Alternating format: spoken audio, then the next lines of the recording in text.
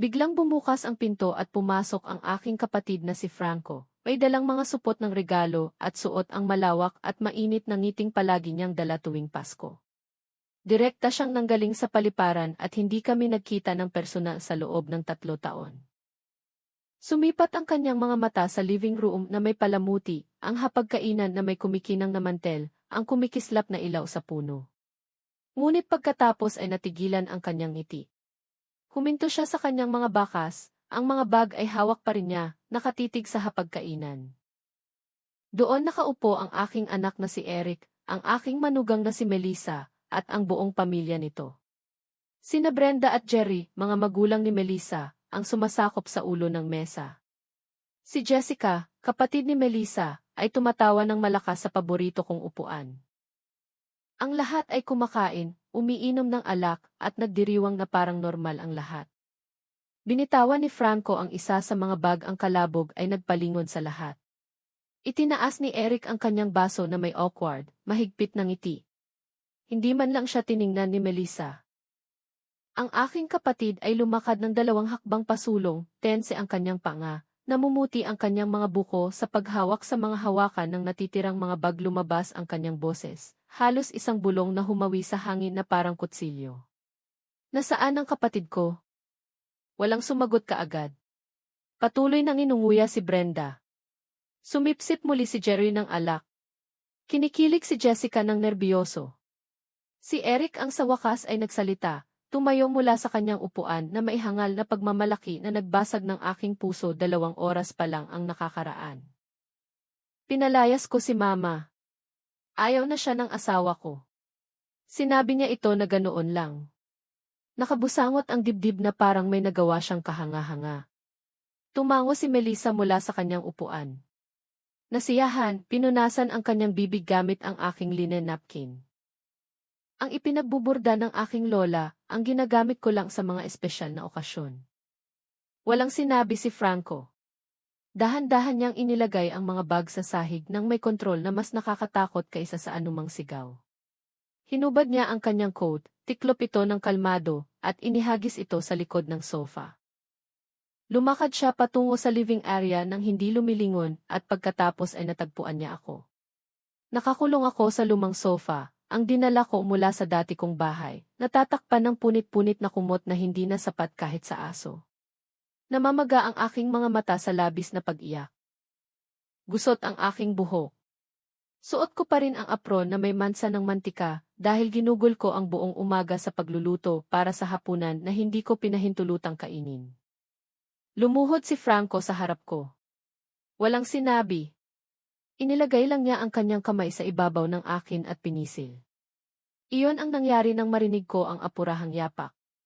Si Melissa ay tumatakbo pababa ng hagdan, ang kanyang coral-colored dress ay lumilipad sa likuran niya.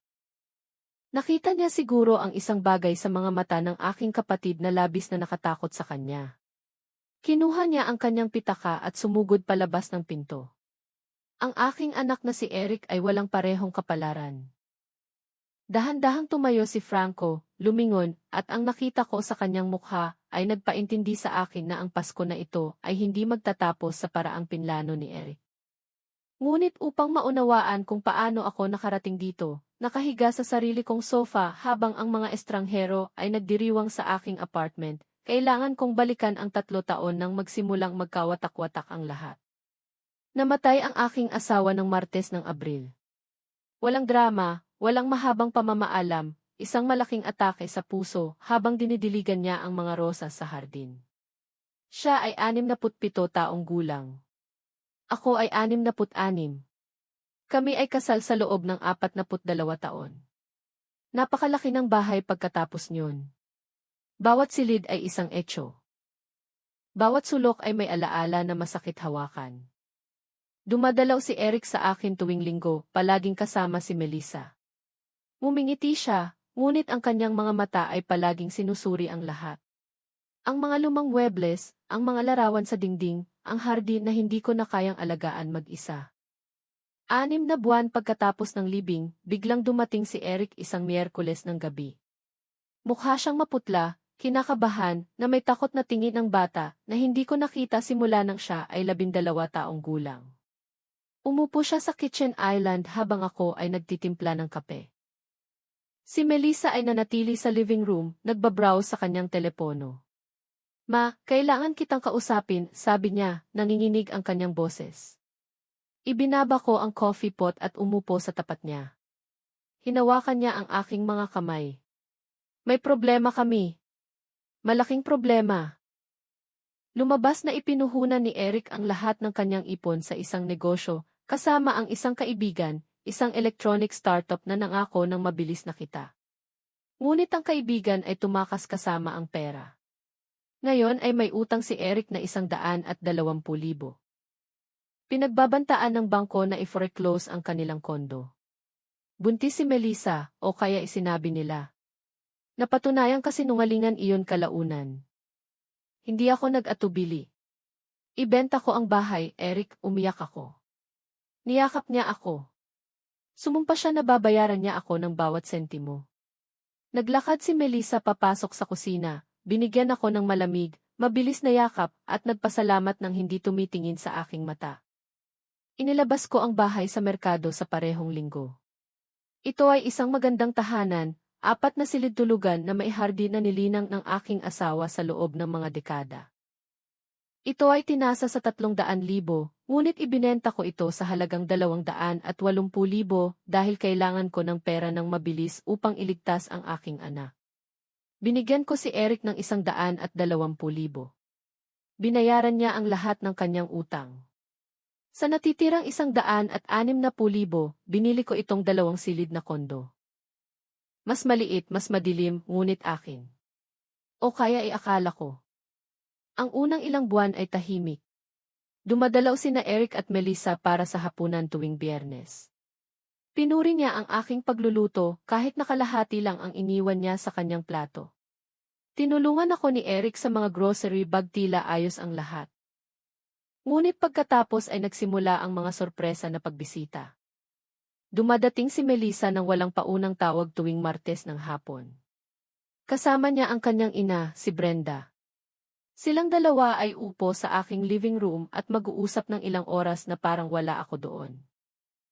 Nananigarilyo si Brenda sa loob ng aking apartment, kahit na ilang libong beses ko na siyang pinakiusapan na huwag. Ay, Elena, huwag kang maging dramatic. Isang sigarilyo lang. Nagsimulang ayusin ni Melissa ang aking mga gamit. Inilipat niya ang aking mga larawan.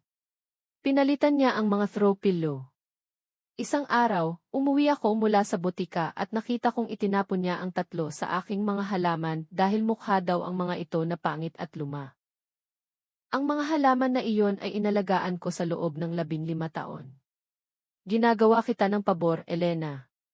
Kailangan ng lugar na ito na magmukhang mas moderno. Nang magreklamo ako kay Eric, bumuntong hininga siya. Ma, gusto lang ni Melissa na tumulong. Bakit kailangan mo laging gumawa ng drama? Iyon ang unang pagkakataon na naramdaman kong nawawala ko ang aking anak. Ngunit hindi ko pa rin alam kung gaano kalalim ang pagkawala na iyon. 3 buwan pagkatapos lumipat sa kondo, dumating si Melissa isang Sabado na may susi sa kanyang kamay. Ang susi ko. Ang susi ng aking apartment. Ibinigay sa akin ni Eric, sabi niya, na parang ito ang pinakanatural na bagay sa mundo. Para makapunta ako rito kahit kailan ko gusto nang hindi ka iniistorbo. Napako ako sa pintuan. Lumakad siya sa harap ko, pumasok sa kusina, binuksan ang aking refrigerator, at kinuha ang juice. Ang aking juice.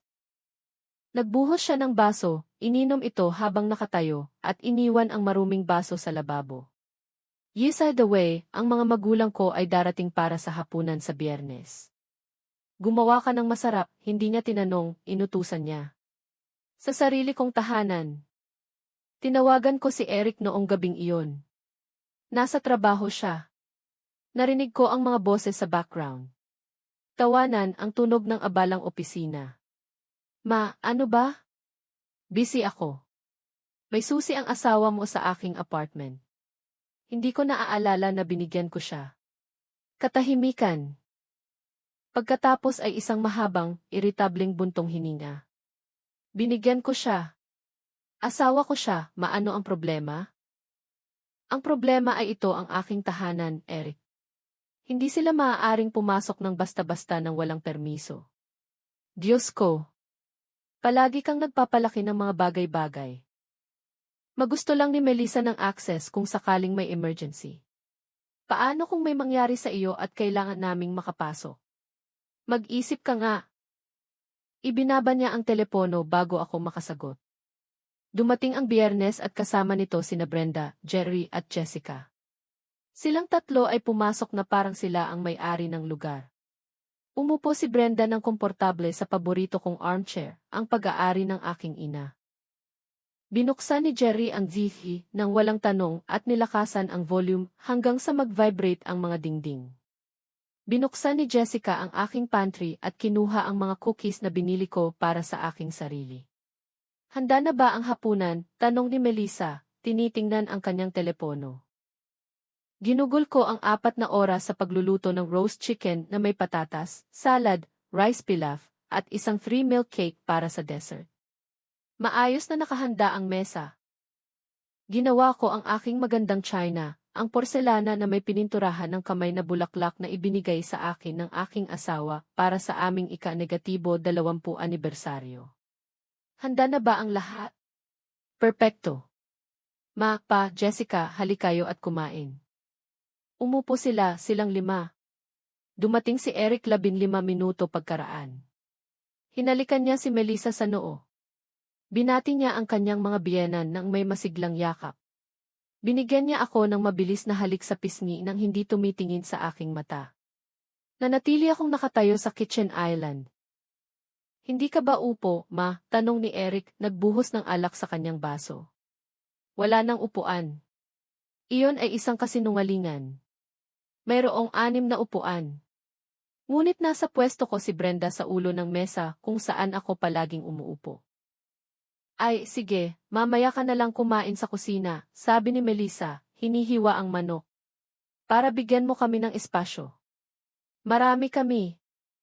Walang sinabi si Eric. Kumain siya. Natawa siya sa mga biro ni Jerry. Nagbuhos siya ng mas maraming alak. Hindi man lang siya lumingon upang tingnan ako. Nakatayo ako sa kusina, nakasandal sa lababo, pinagmamasdan ang aking mga biyenan na nilalapa ang pagkain na inihanda ko, habang ang aking anak ay umasta na parang wala ako. Nang matapos sila, kinatok ni Brenda ang kanyang mga daliri. Elena, kape. Hindi ito tanong. Ito ay utos. Ginawa ko ang kape. Hinain ko. Hinugasan ko ang mga plato habang nanonood sila ng TV sa aking living room. 11:00 ng gabi, nandyan pa rin sila. Hating gabi, humikab si Brenda. Pagod ako. Saan tayo matutulog? Tinuro ni Melissa ang aking silid-tulugan. Doon. Komportable ang kama. Teka, putol ko, sa wakas ay nakahanap ng boses. Iyan ang aking silid. Ngunit kailangan magpahinga ng aking mga magulang. Maaari kang matulog sa sofa ngayong gabi, hindi ba?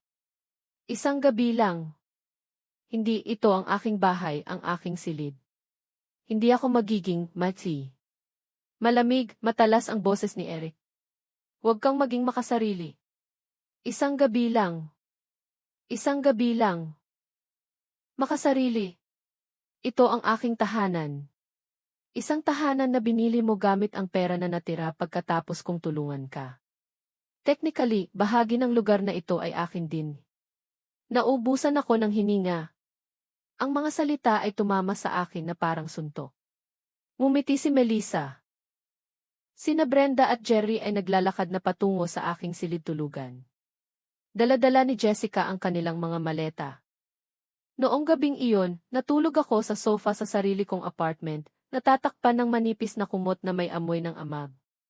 Narinig ko ang tawanan na nagmumula sa aking silid-tulugan, ang tunog ng Z, mga boses na nag-uusap tungkol sa akin na parang hindi ko sila naririnig. Ang biyenan mo ay napakamapait, sabi ni Brenda. Alam ko, Ma, ngunit inaayos na ni Eric. Malapit na siyang maintindihan kung ano ang kanyang lugar. Kinabukasan ng umaga, nagising ako na may sakit sa aking likod at leg. Lumabas si Brenda mula sa aking silid-tulugan na nakasuot ng robe, ang aking robe at humingi ng almusal. Gumawa ako ng itlog, toast, orange juice. Walang sinabing salamat. Nang sa wakas ay umalis sila, nakita kong magulo ang aking silid. Gusot na mga kumot, basang tuwalya sa sahig. Ang aking mga pabango ay nagkalat, at sa aking dresser, ang mga larawan ng aking asawa ay nakaharap pababa na parang gusto nilang burahin maging ang kanyang alaala mula sa aking sariling bahay. Tinawagan ko si Eric. Ang asawa mo ay hindi maaaring magdala ng kanyang pamilya dito muli nang walang pahintulot ko. Ma, tama na. Sapat na. Asawa ko si Melissa. Pamilya niya ang pamilya ko. At totoo lang, dapat kang maging mapagpasalamat na gusto pa rin nilang makasama ka. Hindi ka naman exactly ang pinakakaaya-aya na tao. Mapagpasalamat, tanong ko. Mapagpasalamat na sinakop nila ang aking espasyo, natulog sa aking kama, trinato ako na parang katulong. Nagpapalaki ka ng mga bagay-bagay. Palagi ka naman. Baka kaya, huminto siya, ngunit nagawa na ang pinsala. Baka kaya, pa? Ano? Eric. Ibinaba niya ang telepono. Hindi niya ako kinausap sa loob ng 2 linggo. Si Melissa, sa kabilang banda, ay dumadalaw bawat iba pang araw. May dala siyang mga bagay. Una, ito ay isang pangit na pinta, isang piraso ng modern art, na may kulay abo na mansa na isinabit niya sa aking pasilyo ng walang pahintulot. Pagkatapos, ito ay mga bagong mustard-colored throw pillow na hindi bagay sa lahat. Pagkatapos, isang malaking ilawan na hindi tumutugma sa anumang pag-aari ko. Ini-modernize ko ito, sabi niya. Mukha itong bahay ng matanda. 69 taong gulang ako. Isa akong matanda, ngunit ito ang aking bahay ng matanda. Isang Martes, umuwi ako mula sa pamimili ng gamot at nakita ko sina Melissa at Jessica na nagtatanggal ng aking mga larawan mula sa dingding. Lahat ng mga ito. Ang aking mga larawan sa kasal, mga larawan ni Eric noong sanggol pa siya, mga larawan ng aking asawa sa hardin. Isinusuksok nila ang mga ito sa isang karton. Ano ang ginagawa ninyo? Nagre-redecorate. Ang mga larawang ito ay nakakalungkot. Ginagawa nitong magmukhang malungkot at luma ang lahat. Iyan ang aking mga alaala. Exactly. Ang iyong mga alaala. Hindi mo kailangang makita ang mga ito sa dingding sa lahat ng oras. Ilalagay namin ang mga ito sa aparador. Kung gusto mong makita ang mga ito, kunin mo. Ngunit ang iba sa amin ay ayaw makita ang isang patay na tao tuwing pupunta kami dito. Natawa si Jessica. Ngumiti si Melissa. At ako, sa unang pagkakataon sa aking buhay, nakaramdam ng galit para sa isang tao. Tunay na galit. Ngunit wala akong sinabi. Pinanood ko lang sila habang isinusuksok nila ang 40 taon ng aking buhay sa isang kahon at itinapon ito sa likod ng aparador.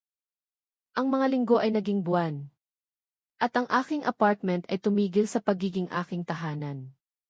Pinalitan ni Melissa ang aking mga cream-colored curtains ng kulay abo at puting guhit na hindi ko gusto. Pinalitan niya ang mga mantel ng modernong plastik. Itinapon niya ang aking koleksyon ng porselana na tasa dahil masyado raw itong malaki at pinalitan ng mga simpleng tasa mula sa isang discount store. Tuwing magpoprotesta ako, tinatawagan ako ni Eric. Ma, sinusubukan ka lang tulungan ni Melissa. Bakit hindi ka maging mapagpasalamat? Maaari siyang gumawa ng libu-libong iba pang bagay, ngunit pinipili niyang gugulin ang oras sa pagpapaganda ng iyong apartment. Ayaw kong pagandahin niya ang anuman. Gusto kong iwan niya ang aking mga gamit. Ang mga gamit mo ay luma at pangit. Tanggapin mo. Kailangan mo ng tulong upang hindi magmukhang museo ang lugar. Ibinaba niya ang telepono bago ako makapagtanggol sa aking sarili. Isang Biyernes ng Oktubre, dumating si Melissa kasama sina Brenda, Jerry at Jessica. Muli may dala silang mga maleta. Malalaking maleta. Mananatili kami ngayong weekend, anunsyo ni Melissa, ibinaba ang kanyang pitaka sa aking sofa. May kasal sa linggo at sobrang mahal ng hotel. Sinabi ko kay Eric, mas mabuti kung dito tayo mananatili. Mas comfortable. Hindi mo ako tinanong. Hindi mo kailangang tanungin sa sarili mong bahay, Elena. Puto ni Brenda, nagsindi ng sigarilyo. Bukod pa, pamilya tayo. Nasa aking silid-tulugan na si Jerry, nag-aayos ng kanyang mga gamit. Kinuha ni Jessica ang guest room, ang ginamit ko noon upang paglagyan ng mga kahon ng mga gamit ng aking asawa. Ang mga kahon ay nakatambak na ngayon sa pasilyo.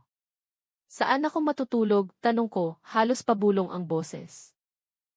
Okay lang sa sofa, hindi ba, sabi ni Melissa, tinitingnan ang kanyang telepono.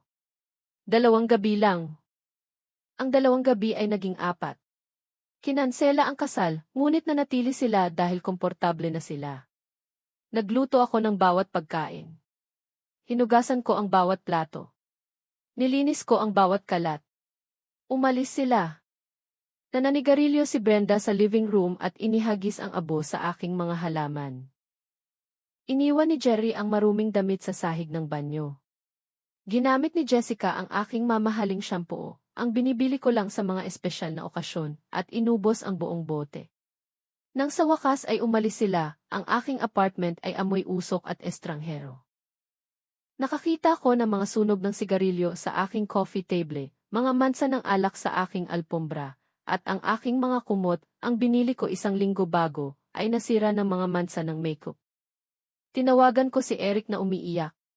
Trinato ako ng asawa mo at ng kanyang pamilya na parang katulong sa loob ng 4 na araw sa sarili kong bahay.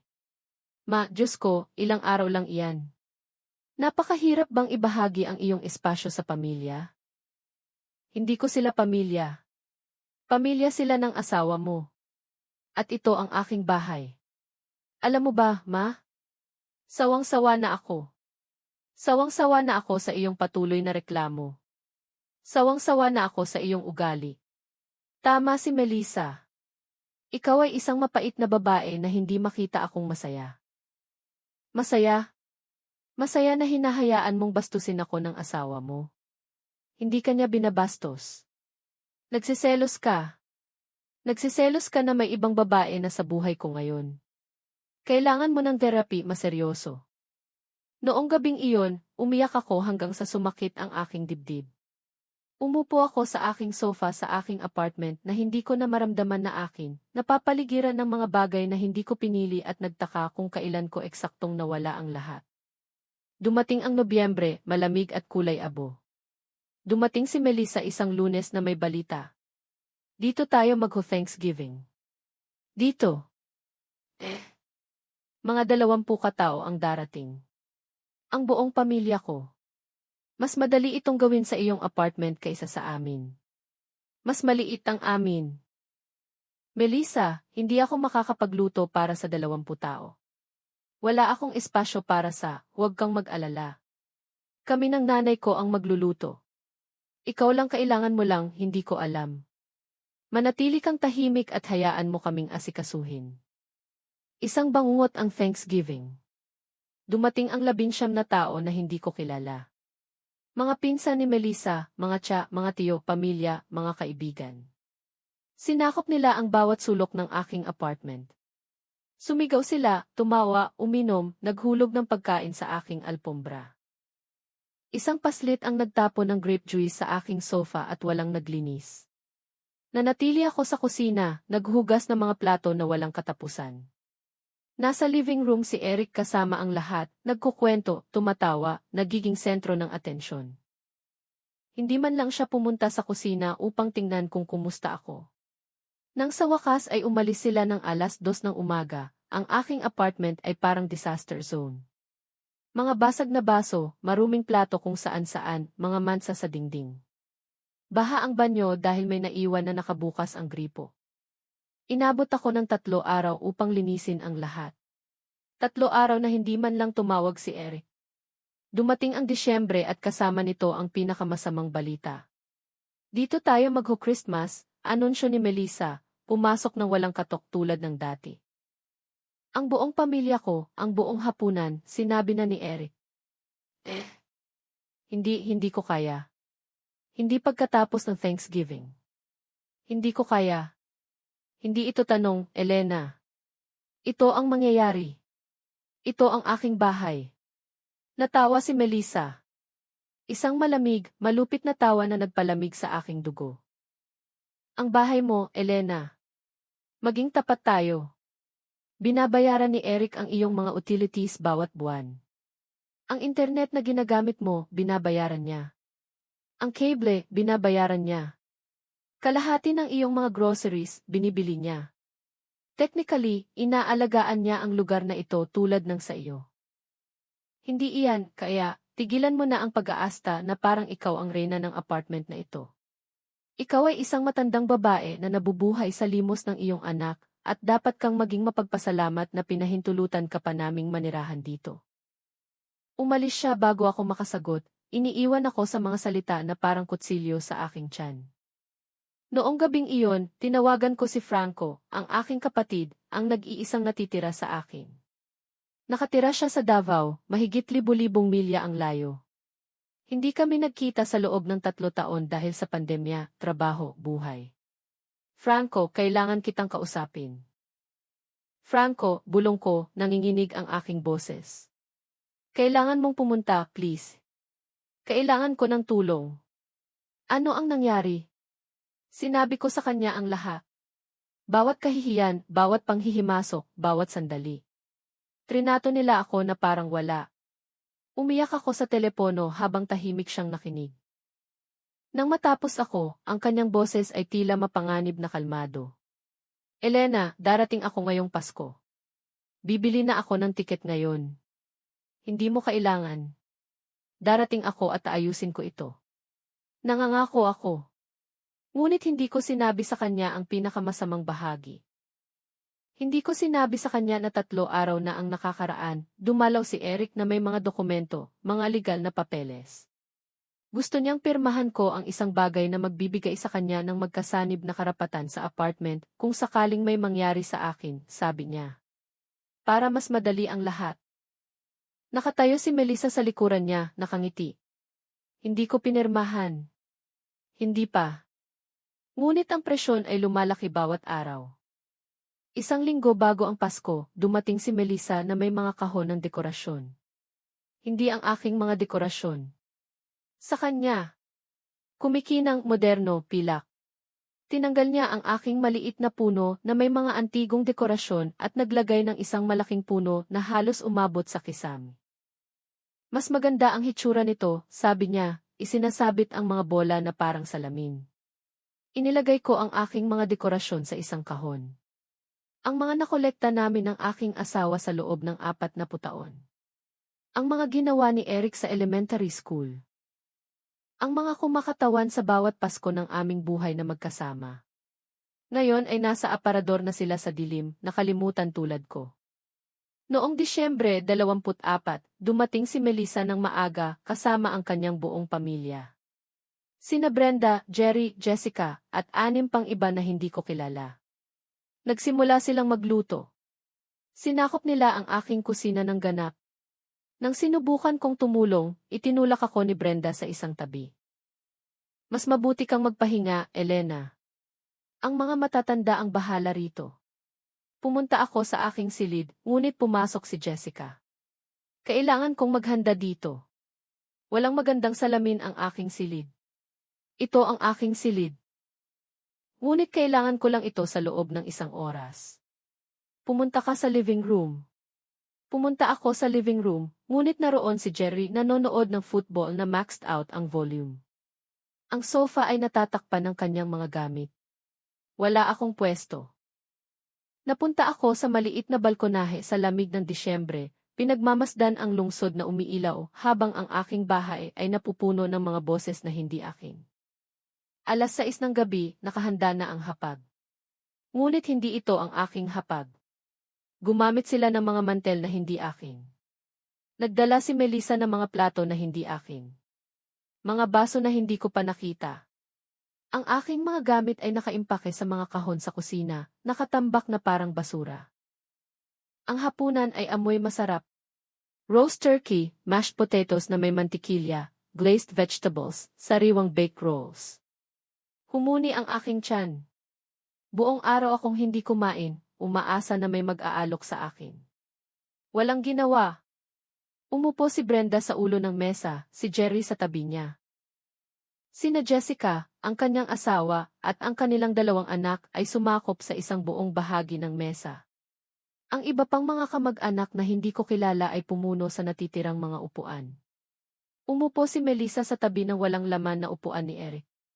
Hindi pa siya dumarating mula sa trabaho.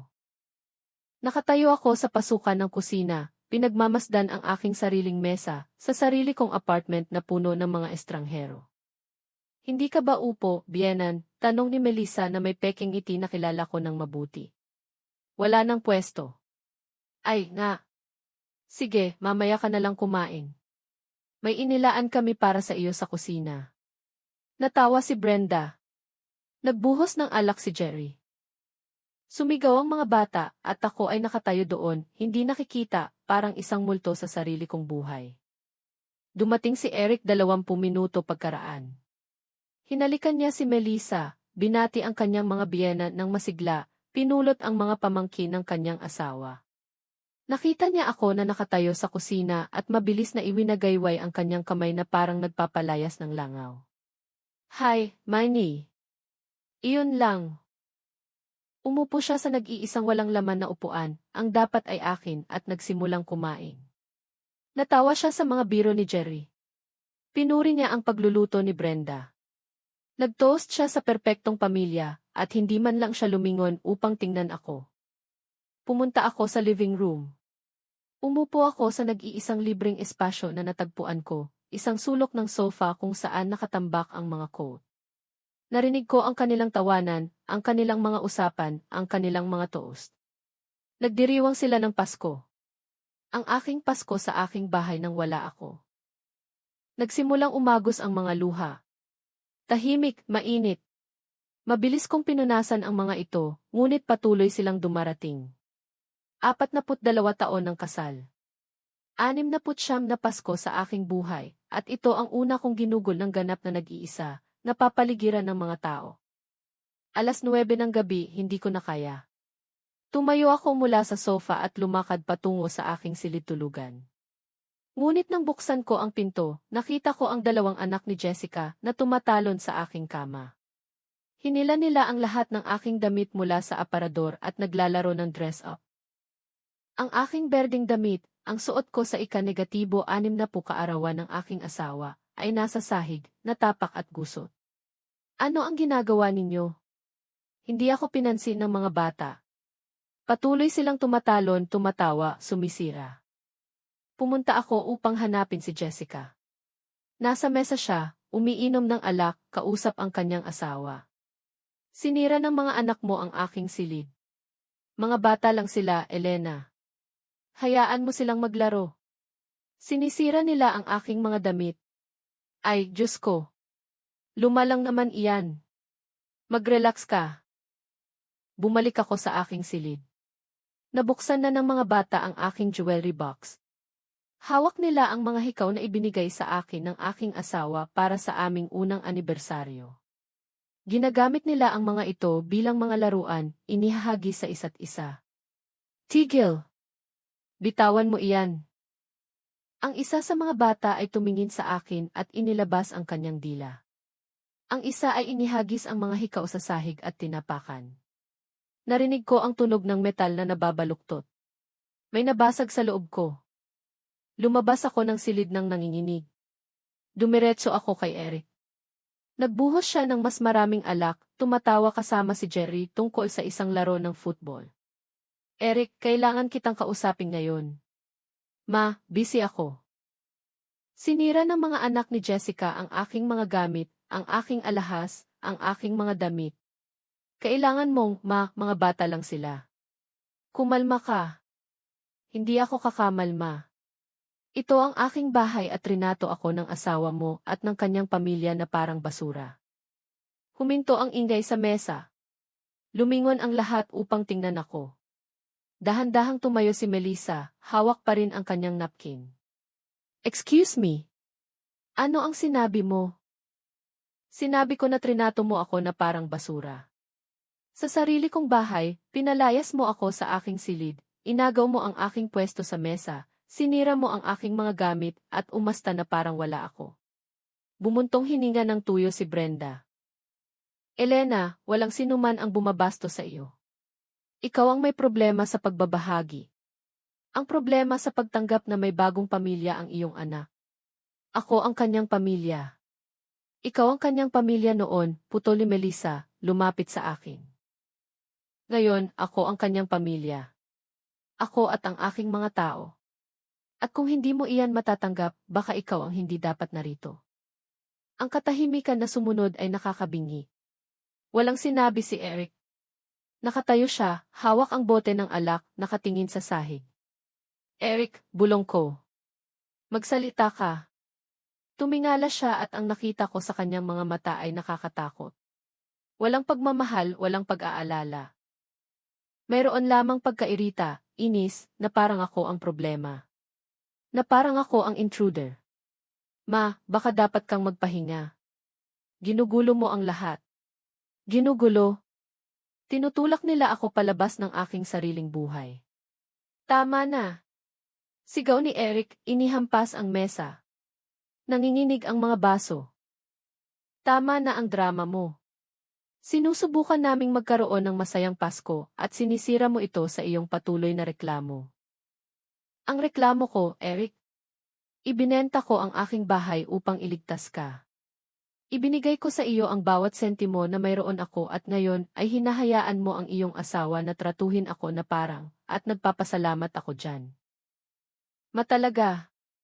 Ngunit iyon ang iyong desisyon. Hindi kita pinilit. Nagmakaawa ka. Umiyak ka. Sinabi mo sa akin na mawawala mo ang lahat. At nagpasya kang tumulong. Iyan ang nagpapakita na ikaw ay isang mabuting ina. Ngunit hindi iyan nangangahulugang magiging alipin mo ako habang buhay. Ang mga salita ay bumagsak na parang bato. Mabigat. Pinal. Tiningnan ko ang aking anak, ang batang dinala ko, pinakain, pinalaki, protektado sa loob ng 38 taon, at hindi ko siya nakilala. Kaya, ano ang gusto mong gawin ko? Tanong ko, nanginginig ang aking boses. Tiningnan ni Eric si Melissa. Tumango siya. Huminga siya ng malalim. Sa tingin ko kailangan mong umalis ng panandalian. Hayaan mo kaming maghapunan ng payapa. Maaari kang manatili sa iyong silid o maglakad-lakad. Hindi ko alam. Iwan mo lang kami. Umalis sa sarili kong bahay. Ma, please, wag mo nang pahirapan. Ngumiti si Melissa. Isang maliit na ngiting tagumpay na nagkumpirma sa alam ko na. Nanalo siya. Kinuha niya ang aking anak, ang aking bahay, ang aking buhay, at hinayaan siya ni Eric. Lumingon ako nang walang sinabing anuman. Lumakad ako patungo sa aking silid, isinara ang pinto, at nanatili doon. Nakinig ako sa kanilang tawanan, ang kanilang mga toast, ang kanilang mga pagdiriwang. Parang walang nangyari, parang hindi ako umiiral.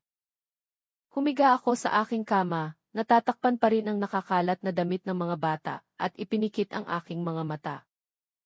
Naisip ko ang aking asawa, kung paano niya hindi kailanman papayagan ito, kung paano niya ako ipagtatanggol, poprotektahan, mamahalin, at umiyak ako para sa kanya, para sa akin, para sa lahat ng nawala sa akin. 11:00 ng gabi, narinig ko ang katok sa aking pinto. Elena, boses ni Melissa. Kailangan namin ang silid. Dito matutulog ang mga magulang ni Jerry. Kailangan mong lumabas. Hindi ako sumagot. Elena, kinakausap kita. Buksan mo ang pinto. Katahimikan. CJ. Eric, dalhin mo ang susi. Bumukas ang pinto. Unang pumasok si Eric, iniiwasan ang aking tingin. Sumunod si Melissa, nagtatagumpay. Kunin mo ang iyong mga gamit. Matutulog ka sa sofa. Hindi. Excuse me. Sabi ko, hindi ito ang aking silid. Ang aking kama. Hindi ako aalis. Tiningnan ni Melissa si Eric. Lumapit siya sa akin nang hindi komportable. Ma, isang gabi lang naman. Huwag ka nang gumawa ng eksena. Nakagawa na ako ng eksena, Eric. At alam mo ba? Wala akong pakialam. Ito ang aking bahay, ang aking silid at hindi ako aalis. Bumuntong hininga si Eric. Hinawakan niya ang aking braso, sinubukan akong hilahin mula sa kama. Ma, bumangon ka. Hindi, Eric, bitawan mo ako. Naglaban kami. Hinila niya ang aking braso. Kumapit ako sa mga kumot. Pinanood kami ni Melissa mula sa pintuan, nakakrus ang mga braso, nag-enjoy sa bawat segundo. Sa wakas, binitawan ako ni Eric. Pinagdaan niya ang kanyang mga kamay sa kanyang buhok, na dismaya, desperado. Alam mo ba, Ma? Gawin mo ang gusto mo. Manatili ka rito. Sirain mo ang Pasko. Sirain mo ang lahat tulad ng palagi mong ginagawa. Lumabas siya ng silid. Nanatili si Melissa ng mas matagal, tinitingnan ako ng may paghamak. Hindi pa tapos ito, Elena. Nangangako ako sa iyo. Isinara niya ang pinto. Narinig ko ang kanyang mga yapak na papalayo, ang kanilang mga boses na bulong. At pagkatapos ay katahimikan. Nanatili ako sa aking kama, nanginginig, hindi makapaniwala sa nangyari. Sinubukan akong tanggalin ang aking sariling anak sa aking sariling silid, ang aking sariling anak. Nanatili akong gising sa buong gabi. Narinig ko ang paggalaw sa apartment, mga boses, mahinang tawanan, ang tunog ng mga plato at baso. 2:00 ng umaga, tahimik na ang lahat, ngunit gising pa rin ako, nakatitig sa kisame, nagtataka kung paano ako nakarating sa puntong ito. 6:00 ng umaga, narinig ko ang katok sa pinto ng aking silid tulugan. Mahina, halos mahiyain. Ma, boses ni Eric. Iba ang kanyang boses, hindi gaanong matalas, halos may kasalanan. Hindi ako sumagot. Ma, alam kong gising ka. Kailangan kitang kausapin. Naghintay ako. Dahan-dahan niyang binuksan ang pinto. May dala siyang 2 tasa ng kape. Umupo siya sa gilid ng aking kama, inalok ako ng isa. Tinanggihan ko ito. Makinig ka, tungkol kagabi, sumobra ako. Alam ko. Hindi ko dapat sinubukang hilahin ka palabas ng iyong silid. Sobra na iyon. Katahimikan. Ngunit ma, kailangan mong maintindihan na asawa ko si Melissa. Mahalaga sa akin ang kanyang pamilya. At patuloy mo siyang inaatake, pinupuna, pinaparamdam na masama siya. Hindi ako maaaring pumili sa inyong dalawa. Hindi mo kailangang pumili, Eric. Kailangan mo lang siyang pakiusapan na respetuhin ako, na respetuhin ang aking tahanan. Respeto ka niya. Ikaw ang hindi makatanggap na nagbago na ang mga bagay. Umupo ako sa kama. Tiningnan ko siya ng diretso sa mata. Ibinenta ko ang aking bahay para sa iyo.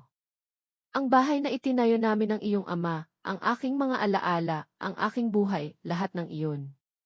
Ibinenta ko ito upang iligtas ka. At ito ang paraan mo ng pagbabayad sa akin. Sa pamamagitan ng pagpapahintulot sa iyong asawa na tratuhin ako na parang wala. Nagpapasalamat ako dyan. Matalaga. Ngunit iyon ang iyong desisyon. Hindi kita pinilit. Nagmakaawa ka. Umiyak ka. Sinabi mo sa akin na mawawala mo ang lahat. At nagpasya kang tumulong. Iyan ang nagpapakita na ikaw ay isang mabuting ina. Ngunit hindi iyan nangangahulugang magiging alipin mo ako habang buhay. Ang mga salita ay tumama sa akin na parang sampal sa mukha. Gusto kong sumigaw sa kanya, sabihin sa kanya ang lahat ng nararamdaman ko. Ngunit napagod na ako, napakawalang laman kaya tanging bulong lang ang aking nasabi. Umalis ka sa aking silid, Eric.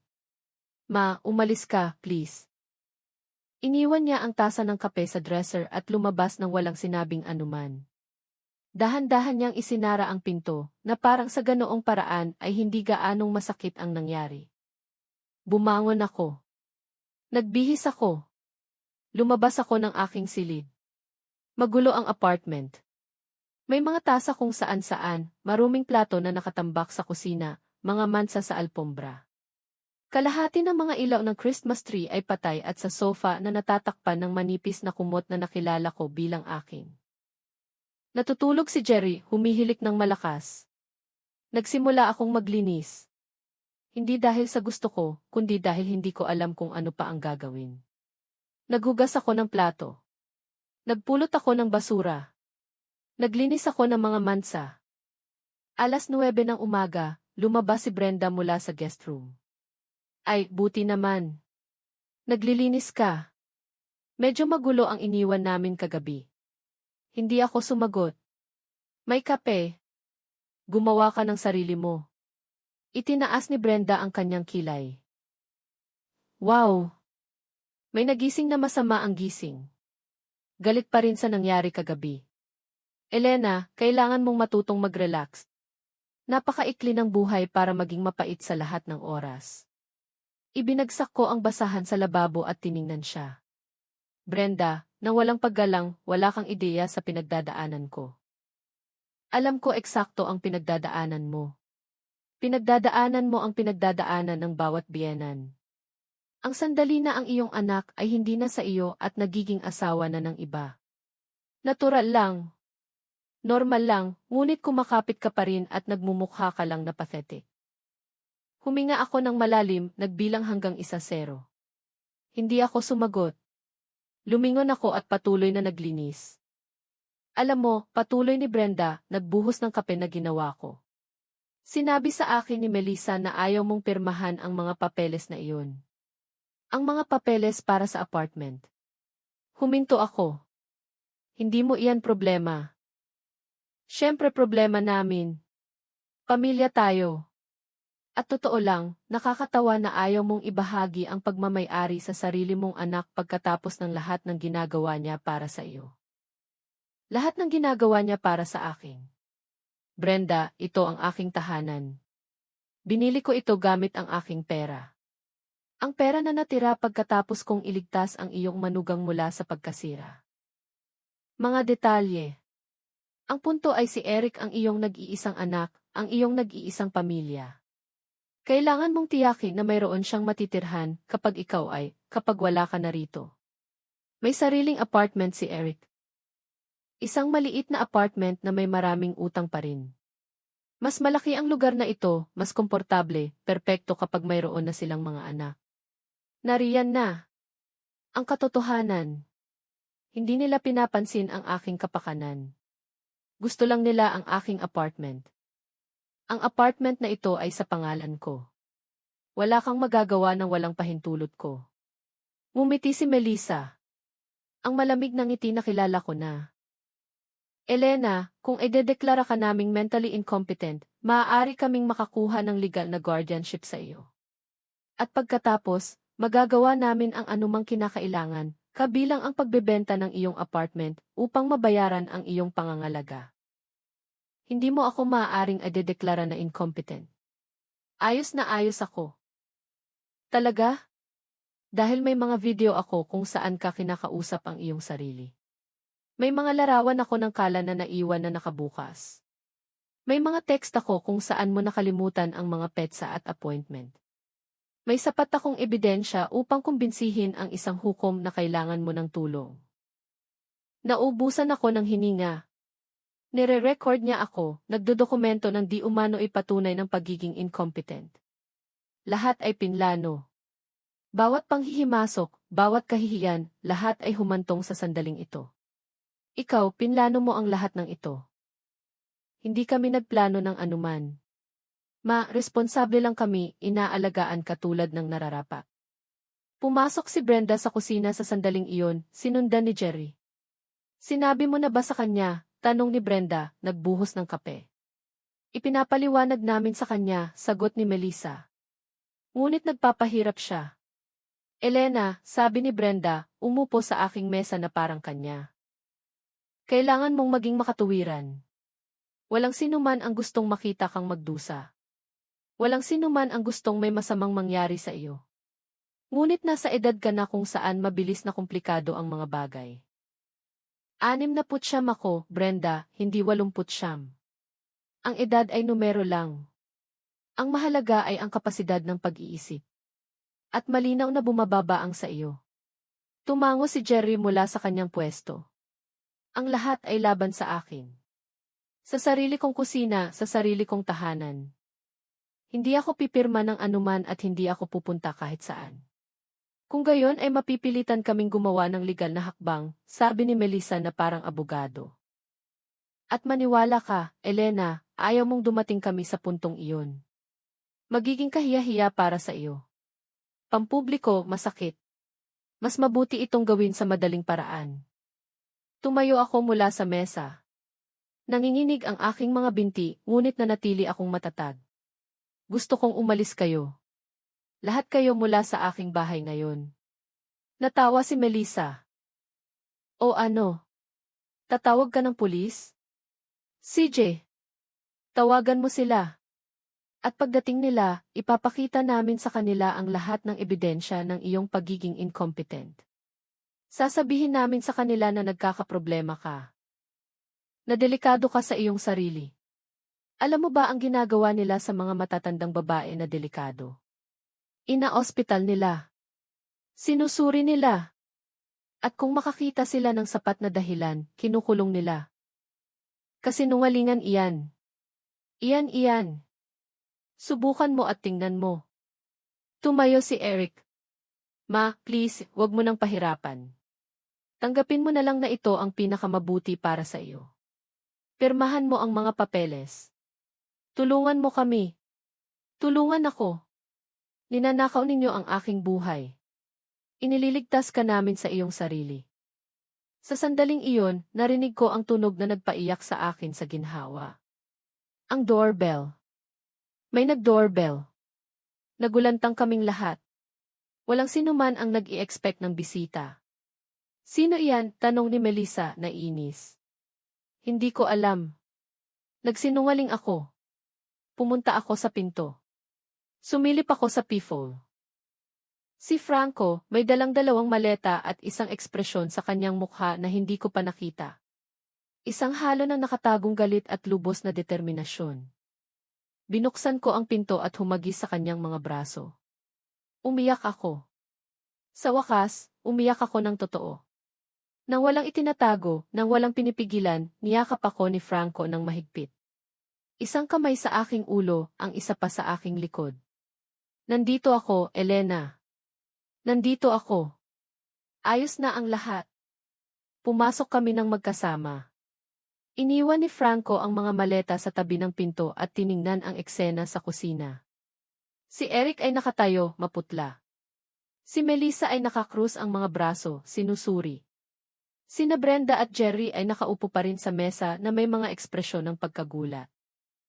Sino ka? Tanong ni Melissa. Dahan-dahang lumakad si Franco patungo sa kanya.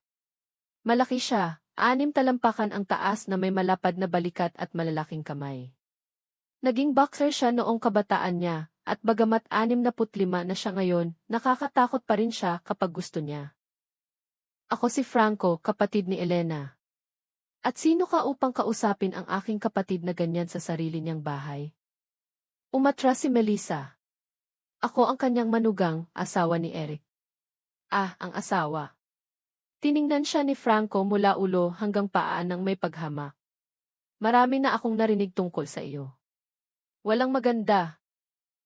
Hindi ko alam kung ano ang sinabi sa iyo ng kapatid mo, ngunit sinabi niya sa akin ang katotohanan. Sinabi niya sa akin kung paano mo siya tinrato, kung paano mo siya pinahiya, kung paano mo plinano na nakawin ang kanyang apartment, kung paano mo siya pinagbantaan na idedeklara na incompetent. Ang katahimikan na sumunod ay lubos. Lalong pumutla si Eric. Tumayo si Brenda mula sa mesa. Kalokohan iyan. Walang sinuman ang manahimik ka. Ang boses ni Franco ay humawi sa hangin na parang latigo. Huwag kang kausapin. Ayaw kong marinig ang isang salita mula sa iyong bibig. Lumingon siya kay Eric. At ikaw, pamangkin ko, anak ng aking kapatid. Paano mo nagawa? Paano mo nagawang ipagtaksil ang sarili mong ina na ganyan? Tio Franco, hindi mo naintindihan. Si Mama ay ano? Matanda, incompetent, isang pasanin. Lumapit si Franco kay Eric hanggang sa ilang pulgada na lang ang layo ng kanilang mga mukha. Ibinenta ng iyong ina ang kanyang bahay upang iligtas ka. Ibinigay niya sa iyo ang lahat. Lahat. At binayaran mo siya ng ganito, hinahayaan ang babaeng ito na pahirapan siya sa sarili niyang tahanan. Hindi ko siya pinahirapan, protesta ni Melissa. Hindi man lang siya tiningnan ni Franco. lahat kayo lumabas. Mayroon kayong 1 oras upang kunin ang inyong mga gamit at lumayas mula sa apartment na ito. Natawa si Melissa, isang kinakabahan, hindi makapaniwalang tawa. Excuse me? Sino ka upang palayasin kami? Hindi ito ang iyong apartment. Apartment ito ng aking kapatid at gusto kanyang umalis. Kaya, aalis ka. Hindi kami pupunta kahit saan. Tumayo si Brenda, humarap kay Franco. Ang aking anak at ang aking manugang, ang kanyang nag-iisang pamilya. Ako ang kanyang pamilya. Bumababa ang boses ni Franco sa isang mapanganib na kalmadong tono. Ako ang kanyang kapatid at kayo ay mga invader na inaabuso ang isang 69 na taong gulang na babae sa sarili niyang tahanan. Hindi totoo iyan. Sigaw ni Eric. Nagpapalaki ng mga bagay-bagay si Mama. Palagi niya namang ginagawa. Dramatic siya. Manipulative siya. Nagsisinungaling siya sa iyo. Lumingon si Franco sa kanya. Ang nakita ko sa mga mata ng aking kapatid ay nakakatakot maging sa akin. Ulitin mo iyan. Sinabi ko, si Mama ay, hindi niya tinapos ang pangungusap. Hinawakan ni Franco ang kanyang kwelyo ng damit at itinulak siya sa dingding. Hindi marahas, ngunit may sapat na lakas upang linawin kung sino ang may kontrol. Makinig ka ng mabuti, bata, dahil isang beses ko lang sasabihin ito. Ang iyong ina ang pinakamatapat, masipag. Mapagbigay na babae na nakilala ko. Pinalaki niya ng mag-isa ang isang walang utang na loob na anak habang ang iyong ama ay nagtatrabaho ng 16 na oras sa isang araw. Ibinigay niya sa iyo ang lahat. Lahat. At ngayon ay tatawagin mo siyang sinungaling sa sarili niyang bahay. Tio Franco, bitawan mo ako. Kapag natapos akong magsalita, tumawag sa akin ang iyong ina kagabi, umiiyak, takot na takot. Sinabi niya sa akin kung paano mo plinano na nakawin ang kanyang apartment, kung paano mo ginawa ang peking ebidensya ng pagiging incompetent. Kung paano mo siya pinagbantaan na ikukulong sa isang nursing home. Totoo ba iyan? Hindi sumagot si Eric. Ang kanyang katahimikan ang lahat ng kumpirmasyon na kailangan ni Franco. Kahiya-hiya ka. Kahiya-hiya sa iyong ina, sa iyong patay na ama, sa pamilyang ito. Binitawan niya ito. Natumba si Eric, umubo. Tumakbo si Melissa sa kanya. Hindi mo ito maaaring gawin. Tatawag ako ng pulis.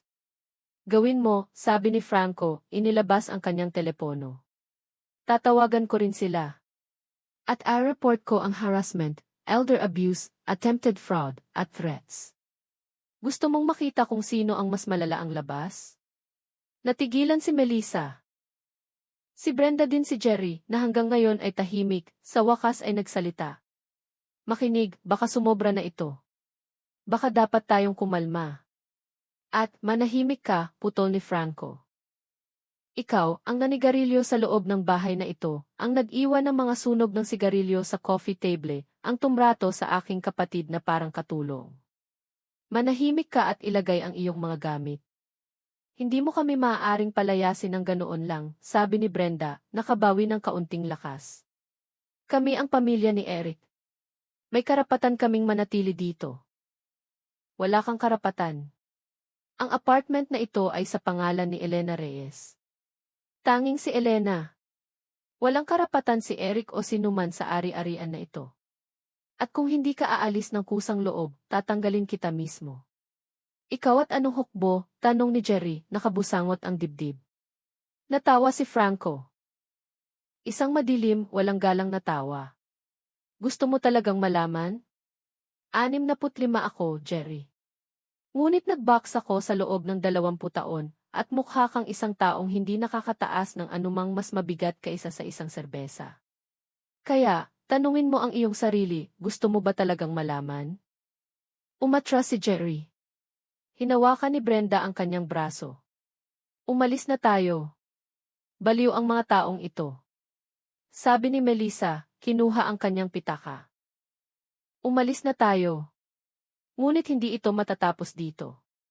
Kakausapin ko ang isang abogado. Ay dedemanda ko kayo para sa harassment, para sa assault, para para sa attempted theft, putol ni Franco. Para sa elder abuse, para sa fraud, para sa threats. Sige, gawin mo.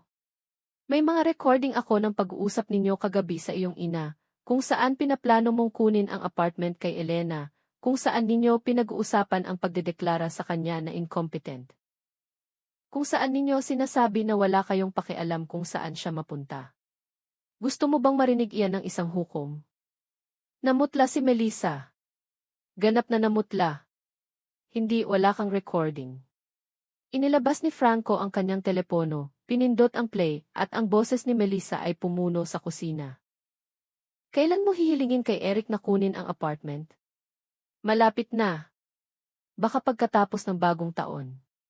Kapag siya ay mas vulnerable, mas nag-iisa. Naubusan ako ng hininga. Na-record ni Franco ang pag-uusap. Hindi siya dumating ngayong araw. Dumating siya kagabi ng gabi nang walang nakakakita sa kanya. At narinig niya ang lahat. Patayin mo, bulong ni Melissa. Bakit? Nagsisimula pa lang ito. Ang bahagi kung saan mo sinasabi na wala kang pakialam kung si Elena ay mapunta sa kalye ay darating. Patayin mo. Pinahinto ni Franco ang recording, isinuksok ang telepono sa kanyang bulsa. Mayroon kayong 45 minuto. Kunin ang inyong mga gamit at lumayas. Kung sa loob ng 45 minuto ay nandito pa rin kayo, ipapatugtog ko ang recording na ito sa pulis. At maniwala ka, ang elder abuse ay isang felony. Napakabigat. Si Brenda ang unang gumalaw.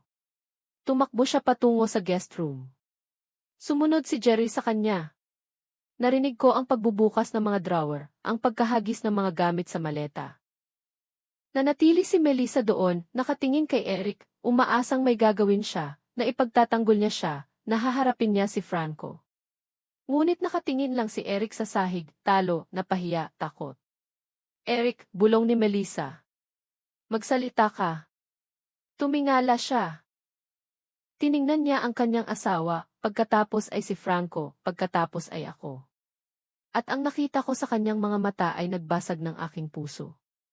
Walang pagsisisi, walang pagkakasala. Mayroon lamang hinanakit. Hinanakit sa akin na parang kasalanan ko ito. Umalis na tayo, sa wakas ay sabi niya. Ano? Hindi, Eric, hindi mo maaaring hayaang kausapin ka ng iyong tiyo ng ganoon. Hindi mo kaya, sinabi ko, aalis na tayo. Kunin mo ang iyong mga gamit. Tiningnan siya ni Melissa nang hindi makapaniwala. Ngunit may isang bagay sa tono ni Eric na nagpaintindi sa kanya na tapos na ang pagtatalo. Pumunta siya sa master bedroom, ang aking silid-tulugan, at nagsimulang kunin ang kanyang mga damit mula sa aparador.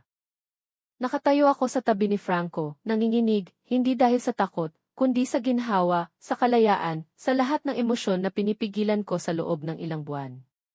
Salamat, bulong ko. Inakbayan ako ni Franco. Dapat ay mas maaga akong dumating.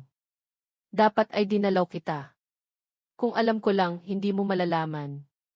Hindi ko sinabi sa iyo. Dapat ay sinabi mo. Sa simula, nahihiya ako. Nahihiya ako na ginanito ako ng sarili kong anak. Ang kahihiyan ay sa kanya, hindi sa iyo. Hinding-hindi sa iyo. Ang sumunod na 40 minuto ay magulo. Sina Brenda at Jerry ay bumaba na may 4 na maleta. Si Jessica ay lumitaw mula kung saan, nalilito, nagtatanong kung ano ang nangyayari. Walang nagpaliwanag. Isinuksok lang nila siya sa kotse at umalis. Dumating si Melissa na may 3 maleta at 2 bag. Hindi siya tumingin sa akin, hindi man lang minsan. Lumakad siya sa harap ko na parang hindi ako nakikita, na parang wala ako. Si Eric ang huli. Bumaba siya na may backpack at isang maliit na bag, huminto siya sa harap ni Franco. Maaari ko bang kausapin ang aking ina? Mag-isa. Tiningnan ako ni Franco. Tumango ako. Lumabas siya sa balkonahe, ngunit iniwan ang pinto na bahagyang bukas upang makialam kung kinakailangan. Lumapit si Eric sa akin. Sa isang sandali, naisip ko na hihingi siya ng tawad, na aaminin niya ang kanyang nagawa, na hihingi siya ng kapatawaran. Ngunit sa halip, sinabi niya, hindi ito mananatili na ganito, matama si Melissa. Kailangan mo ng tulong at sisiguraduhin kong makukuha mo ito, may pahintulot ka man o wala. Eric, hindi. Hayaan mo akong tapusin. Alam kong masaya ka ngayon na sa tingin mo ay nanalo ka, ngunit hindi mananatili rito si Tio Franco magpakailanman. At kapag umalis siya, babalik ako at tatapusin namin ang usapan tungkol sa iyong kinabukasan, tungkol sa apartment na ito, tungkol sa lahat. Pinagbabantaan mo ako. Ipinapangako ko sa iyo na aalagaan kita, kahit ayaw mo, dahil ako ang iyong anak, at iyan ang aking responsibilidad. Umalis siya nang walang sinabing anuman. Narinig ko ang pagsara ng pinto. Narinig ko ang kanyang mga yapak na papalayo sa pasilyo. Narinig ko ang katahimikan na nanatili pagkatapos. Pumasok si Franco mula sa balkonahe. Ayos ka lang? Hindi ko alam. Umupo ako sa sofa, ang aking sofa, sa aking living room, sa aking apartment. At sa unang pagkakataon sa loob ng ilang buwan, tahimik. Walang kakaibang boses, walang tawanan ng iba, walang mga invader. Ngunit hindi rin ako nakaramdam ng tagumpay. Naramdaman kong walang laman, sirang-sira, dahil nawala ko ang aking anak, ang batang dinala ko, pinasuso, inalagaan. Sa loob ng 38 taon. Nawala ko siya sa isang babae na ginawa siyang isang taong hindi ko nakilala. Babalik siya, sabi ko ng mahina. Alam kong susubukan niyang kunin ang apartment. Hindi kong matutulungan ko ito. Umupo si Franco sa tabi ko, hinawakan ang aking kamay. Elena, kailangan kitang tanungin ng isang bagay at kailangan mong maging tapat. Gusto mo bang manatili dito sa apartment na ito pagkatapos ng lahat ng nangyari? Ito ang aking tahanan. Alam ko, ngunit puno ito ng masasamang alaala ngayon. Bawat sulok, bawat silid. Gusto mo ba talagang manatili? Naisip ko ito. Tumingin ako sa paligid. Ang mga dingding na pininturahan ni Melissa ng kulay abo. Ang mga muebles na inilipat niya. Ang mga kortina na pinalitan niya. Tama siya. Ang lugar na ito ay hindi ko na nararamdaman na akin. Ngunit ito ang nag-iisang natitira sa akin. Wala na akong ibang pupuntahan. Mayroon ka. Sa akin sa Davao. Tiningnan ko siya ng may pagkagulat. Franco, makinig ka. May malaki akong bahay. Masyadong malaki para sa isang matandang lalaki na nag-iisa. 3 silid tulugan, hardin, espasyo, kapayapaan. Halika at manirahan ka sa akin. Ibenta mo itong apartment. Gamitin mo ang perang iyon para sa iyong sarili. Upang maglakbay, upang mabuhay. Upang maging masaya. Hindi kita maaaring iwan na ganyan. Hindi ako maaaring maging pasanin. Pasanin? Elena, ikaw ang aking kapatid, ang aking nag-iisang kapatid. Ikaw ay magiging isang pagpapala, hindi isang pasanin. Nagsimulang umagos muli ang mga luha. Ginugol ko ang natitirang bahagi ng araw sa paglilinis. Hindi dahil sa tunay na marumi ang apartment, kundi dahil kailangan kong gumawa ng isang bagay sa aking mga kamay. Kailangan kong panatilihing abala ang aking isip. Tinulungan ako ni Franco nang walang gaanong sinabi. Nagpulot kami ng mga nakalimutang tasa, naghugas ng plato, naglinis ng mga mansa. Unti-unti, nagsimulang magmukhang aking tahanan muli ang apartment. Nakita ko ang aking mga larawan sa aparador, ang mga itinago ni Melissa. Inilabas ko ang lahat ng ito, isa-isa. Ang aking kasal, si Eric noong sanggol pa siya, ang aking asawa sa hardin. 40 taon ng mga alaala na pinunasan ng alikabok at nakalimutan. Maingat kong pinunasan ang mga ito at isinabit muli sa dingding. Pinanood ako ni Franco mula sa sofa. Mas maganda ang hitsura mo kapag ngumiti ka. Hindi ako ngumiti sa loob ng ilang buwan.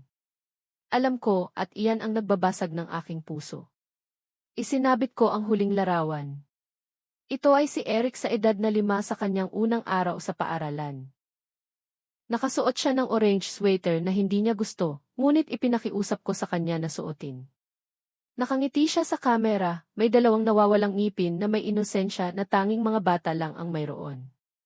Saan siya nawala, bulong ko? Saan nawala ang maliit na batang iyon? Hindi ko alam, Elena. Minsan nagbabago ang mga tao. Minsan ang maling impluwensya ay nagiging sanhi upang maging isang taong hindi natin nakikilala, ngunit siya pa rin ang iyong anak. Siya ay, dahil ang anak na naaalala ko ay hindi kailanman trinato ang kanyang ina na ganito. Ang Eric na kilala ko ay mabait, maalalahanin. Ang taong nakita ko ngayon ay hindi ang iyong anak. Siya ay isang estranghero na may mukha ni Eric. Tama siya. At mas masakit iyan kaysa sa ano paman. Noong gabing iyon ay nagluto ako ng hapunan para sa aming dalawa. Roast chicken na may patatas. Simpleng salad. Tinapay na lutong bahay. Habang ako ay nagluluto, nagpatugtog si Franco ng musika, mga lumang boleros. Ang aming mga magulang ay nakikinig sa bahay na puno ng boses ng Los Panchos. Sa mga alaala ng isang masimpleng panahon, kumain kami ng tahimik. Isang komportableng katahimikan. Walang tensyon. Walang takot. Kakaiba na nasa sarili kong mesa nang hindi nakaramdam ng pagkabalisa, nang hindi umaasa na may pupuna sa aking pagkain o hihingi ng isang bagay. Ang sarap, sabi ni Franco, nagbuhos ng mas marami. Manok lang naman. Ito ang pinakamasarap na manok na nakain ko sa loob ng maraming taon. Dahil ito ay ginawa ng may pagmamahal, hindi obligasyon. Pagkatapos ng hapunan, umupo kami sa living room. Nagluto si Franco ng kape. Umupo kami sa sofa, bawat isa ay may tasa, pinagmamasdan ang mga ilaw ng lungsod sa bintana. Seryoso ka ba talaga? Tanong ko pagkaraan ng ilang sandali tungkol sa Davao. Ganap na seryoso. Ngunit ang buhay mo ay nandoon. Ang iyong trabaho, ang iyong mga kaibigan. Hindi mo lang maaaring, Elena. 65 ako. Retired na ako. Ang aking buhay ay kasing lungkot ng sa iyo. Ang pagkakaiba ay pinili ko ang pag-iisa na iyon. Hindi mo. Ipinataw iyon sa iyo. Ngunit ayaw kong maging abala. Ilang beses ko bang sasabihin sa iyo na hindi ka abala? Ikaw ang aking kapatid.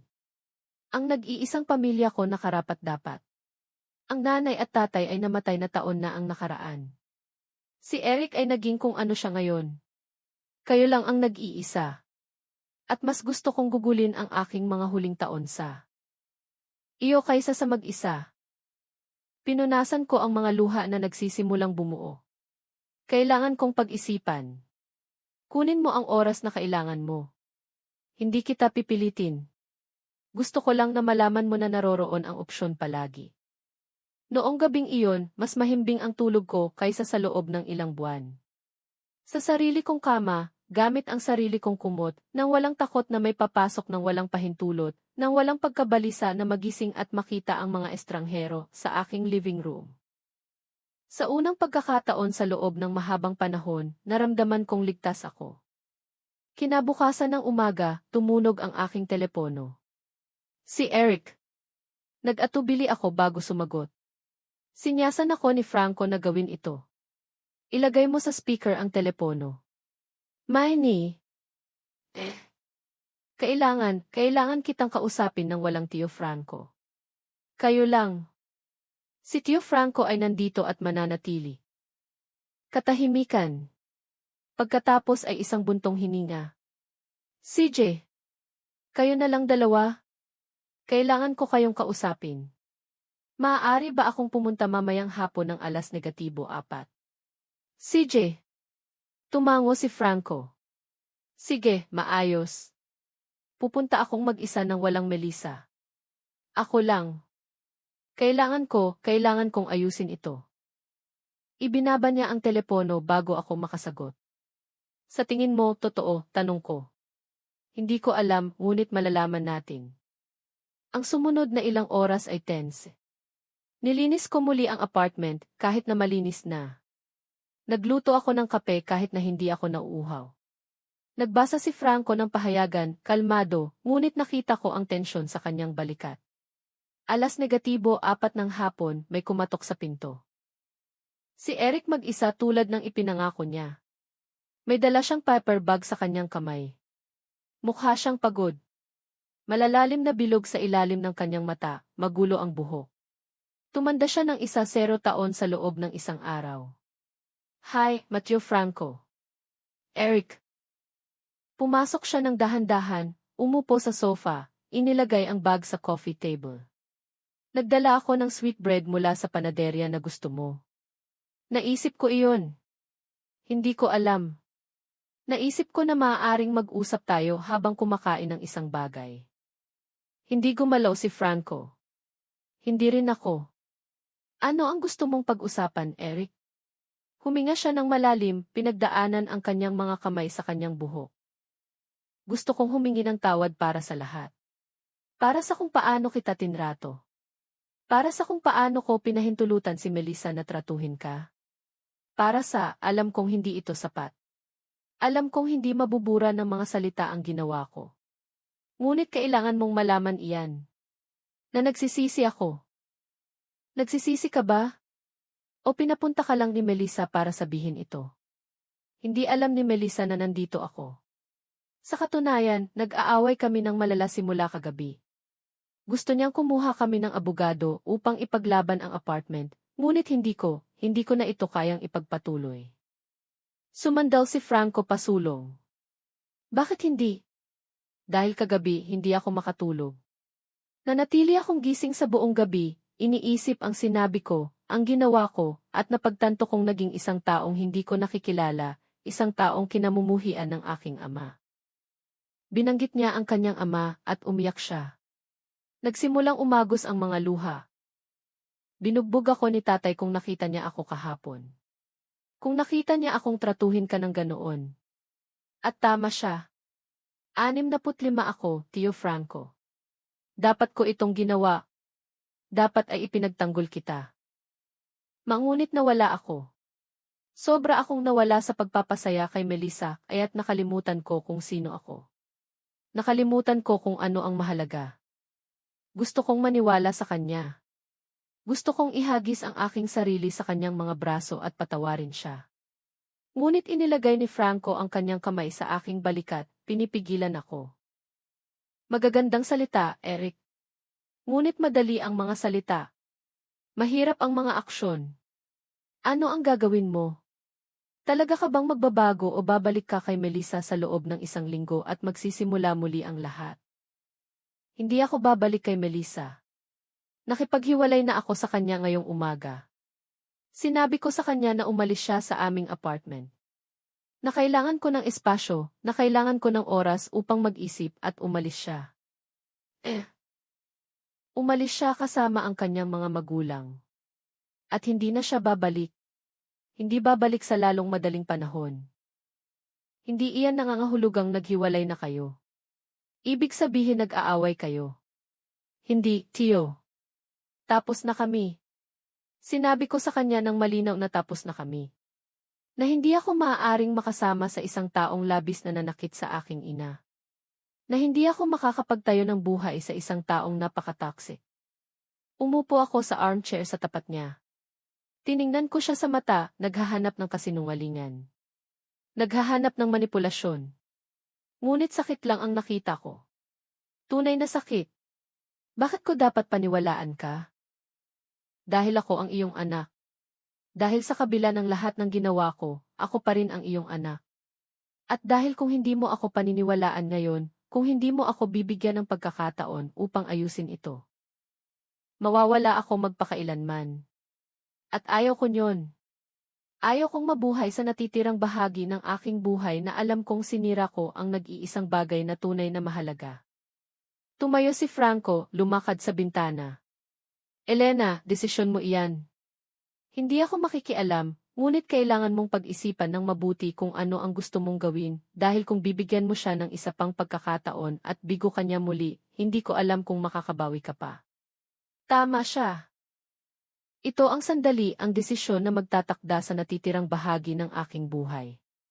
Patawarin ko ba ang aking anak at isusugal na masaktan niya ako muli o papakawalan ko siya magpakailanman at mamumuhay sa walang laman na iyon sa natitirang bahagi ng aking mga araw? Eric, sabi ko sa wakas, kung bibigyan kita ng isa pang pagkakataon, kailangan itong maging sa aking mga tuntunin. Walang Melissa sa aking apartment kahit kailan. Walang sinuman mula sa kanyang pamilya. Walang extra keys. Walang panghihimasok. Ito ang aking espasyo at kailangan mong respetuhin ito ng lubos. Gagawin ko. Nangangako ako. At kailangan ko ng oras. Oras para gumaling. Oras para pagkatiwalaan ka muli. Hindi ito magiging kaagad. Hindi ito magiging madali. Naiintindihan ko. At kung babalik ka kay Melissa, kung papayagan mo siyang pumasok muli sa aking buhay, tapos na ito magpakailanman. Naiintindihan mo ba? Naiintindihan ko at tinatanggap ko ang lahat. Lumingon si Franco mula sa bintana. Isa pa, Eric. Ang mga papeles ng apartment. Huwag na huwag mong hihilingin sa iyong ina na pirmahan ang anuman. Ang apartment na ito ay sa kanya, tanging sa kanya. At ganoon ito mananatili hanggang sa magpasya siya kung ano ang gagawin dito. Tama ka. Hindi ko dapat siya pinilit. Ang apartment na iyan ay sa kanya. Ganap na sa kanya. Nakatayo kami ng tahimik. Kaming tatlo, ang bigat ng lahat ng nangyari ay nakalutang sa hangin. Kakain na ba tayo ng sweetbread? Tanong ni Eric nang mahiyain. Tiningnan ko si Franco. Nagkibit balikat siya. Sa tingin ko. Kumain kami ng sweetbread, kaming tatlo ng tahimik sa simula. Pagkatapos, unti-unti, nagsimula ang pag-uusap. Maliit, maingat, ngunit mga pag-uusap. Sinabi sa akin ni Eric ang tungkol sa kanyang trabaho. Sinabi sa kanya ni Franco ang tungkol sa Davao. Nakinig ako, nagmamasid, sinusubukang magpasya kung totoo ito o isa lamang act. Sasabihin ng panahon. Tanging panahon. Pagkaraan ng 8 buwan, ang sikat ng araw ng Agosto ay umaagos sa bintana ng aking bagong kusina sa Davao. Isang mas malaking kusina kaysa sa mayroon ako sa aking apartment na may beige granite countertops at mga bintana, nakatingin sa isang hardin na puno ng mga bulaklak na itinanim namin ni Franco nang magkasama noong tagsibol. Nagluluto ako ng kape nang marinig ko ang mga yapak sa likuran ko. Magandang umaga, kapatid. Magandang umaga, Franco. Umupo siya sa mesa na nakasuot pa rin ang pajamas na may pahayagan sa kanyang kamay. Ito ang aming gawain bawat umaga. Kape, pahayagan, tahimik na pag-uusap habang nagsisimula ang araw. Walang pagmamadali, walang takot, walang panghihimasok. Mahimbing ang tulog mo. Parang sanggol. Ang kama na iyon ay isang himala. Sinabi ko sa iyo na ang pinakamagandang 2,000 na ginugol ko sa aking buhay. Nagbuhos ako ng kape sa aking sarili at umupo sa tapat niya. Tumingin sa bintana. Ang hardin ay maganda. Mga pulang rosas, mirasol, puting daisies. Lahat ng itinanim namin ay namumulaklak. Na parang alam ng lupa na kailangan naming makakita ng isang bagay na lumalago, isang bagay na buhay, isang bagay na bago. Alam mo ba kung anong araw ngayon? Tanong ni Franco. Biyernes. Biyernes nga. Ngunit ito rin ay isang espesyal na araw. Eksaktong 8 buwan na mula nang dumating ka dito. Talaga? Hindi ko napansin. Napansin ko dahil naaalala ko ang babaeng dumating ng araw na iyon. Sirang-sira, takot, talo. At tinitingnan ko ang babaeng nakatayo sa harap ko ngayon, nakangiti, nakapahinga, buhay. Umiti ako. Tama siya. Ang huling 8 buwan ay naging transformative. Pagkatapos ng hapong iyon kasama si Eric, nakapagpasya ako. Ibinenta ko ang apartment. Mas mabilis kaysa sa inaasahan ko. Isang batang mag-asawa ang bumili nito ng cash, 200,000, higit pa sa binayaran ko. Sa perang iyon, lumipat ako sa Davao sa bahay ni Franco. Ibinigay niya sa akin ang master bedroom, ang maisariling banyo at tanawin ng hardin. Pinalamutyan ko ito ayon sa aking gusto. Isinabit ko ang aking mga larawan. Ibinaba ko ang aking mga cream curtains. Bumalik ako sa paggamit ng aking porselana china. At sa unang pagkakataon sa loob ng maraming taon, naramdaman kong mayroon akong tahanan. Hindi ako sinisingil ni Franco ng upa. Hindi niya ako hiningan ng kontribusyon sa mga gastos. Ngunit iginiit ko. Nagbayad ako ng kalahati ng pagkain. Nagluto ako. Naglinis ako. Hindi dahil sa kailangan ko, kundi dahil sa gusto ko. Dahil sa ganoong paraan ay naramdaman kong kapakipakinabang ako, pinahahalagahan. Nagkaroon kami ng mga kaibigan sa kapitbahayan. Sina Elena at Aling Eulalia, 72 anyos na magkapatid na nakatira 3 bahay ang layo. Dinadalaw nila kami tuwing Martes upang maglaro ng baraha. Tumawa kami, nagsismisan, nagbahagi ng mga resipe. Ito ang buhay na palagi kong gusto, ngunit hindi ko kailanman nagkaroon. Nakausap mo ba si Eric ngayong linggo? Tanong ni Franco, inilagay ang pahayagan. Noong Miyerkules, tumawag siya upang tingnan kung kumusta ako. At kumusta siya sa lahat? Mas mabuti sa tingin ko. Sabi niya nakakatulong ang therapy sa kanya, na natututo siyang magtakda ng mga hangganan, na nagtatrabaho siya sa kanyang sarili. Pagkatapos kong ibenta ang apartment, nagkaroon si Eric ng krisis. Naging opisyal ang paghihiwalay nila ni Melissa. Idinemanda siya para sa kalahati ng kondo. Kumuha siya ng abogado. Ito ay isang mahaba, pangit at masakit na proseso. Ngunit sa wakas, natapos ito. Kinuha ni Melissa ang kanyang kalahati, si Eric sa kanya. Ngayon ay nakatira na siya mag-isa sa isang maliit na apartment, mas katamtaman, ngunit kanya. Walang utang, walang Melissa, walang biyenan, siya lang. At sa unang pagkakataon sa loob ng maraming taon, natututo siya kung sino siya nang walang nagmamanipula sa kanya. Nag-uusap kami minsan sa isang linggo, maikling pag-uusap, maingat. Sinabi niya sa akin ang tungkol sa kanyang therapy, tungkol sa kanyang trabaho, tungkol sa kanyang buhay. Sinabi ko sa kanya ang tungkol sa Davao, tungkol sa hardin, tungkol sa aking mga bagong kaibigan. Hindi ito tulad ng dati. Marahil ay hindi na ito magiging tulad ng dati, ngunit ito ay isang bagay, isang simula, isang pagkakataon upang muling itayo ang nasira. Sa tingin mo, mapapatawad mo ba siya ng ganap? Tanong ni Franco. Hindi ko alam. May mga araw na naaalala ko ang lahat ng nangyari at nakakaramdam ako ng galit. Mga araw na iniisip ko kung paano niya ako tinrato at gusto kong ibaba ang telepono kapag tumawag siya. Ngunit may mga araw na naaalala ko ang batang siya, ang anak na nawala sa akin. At gusto ko siyang bigyan ng isa pang pagkakataon. Normal lang iyan. Ang pagpapatawad ay hindi isang pangyayari. Ito ay isang proseso. Alam ko. Sinasabi sa akin ng aking therapist ang parehong bagay. Nag-therapy din ako. Tinulungan ako ni Franco na makahanap ng isang kahangahangang psychologist, isang 50 taong gulang na babae na nagngangalang Aurora, ang ironya ng pangalan, na tumulong sa akin na iproseso ang lahat ng trauma, lahat ng emosyonal na pang-aabuso, lahat ng sakit. Mahirap ang mga sesyon. Marami akong iniyak. Marami akong isinigaw. Ngunit unti-unti nagsimula akong gumaling. Nagsimula akong maunawaan na walang nangyari na kasalanan ko. Na hindi ko nararapat tratuhin ng ganoon. Na may karapatan akong magtakda ng mga hangganan na tumanggi upang protektahan ang aking sarili. At si Melissa, tanong ni Franco, alam mo ba ang anuman tungkol sa kanya? Sabi ni Eric, ikinasal siya muli sa isang matandang lalaki, may malaking bahay si Rich sa labas ng lungsod. Siyempre, nakahanap siya ng kanyang susunod na biktima. Ngunit hindi na siya ang problema ko.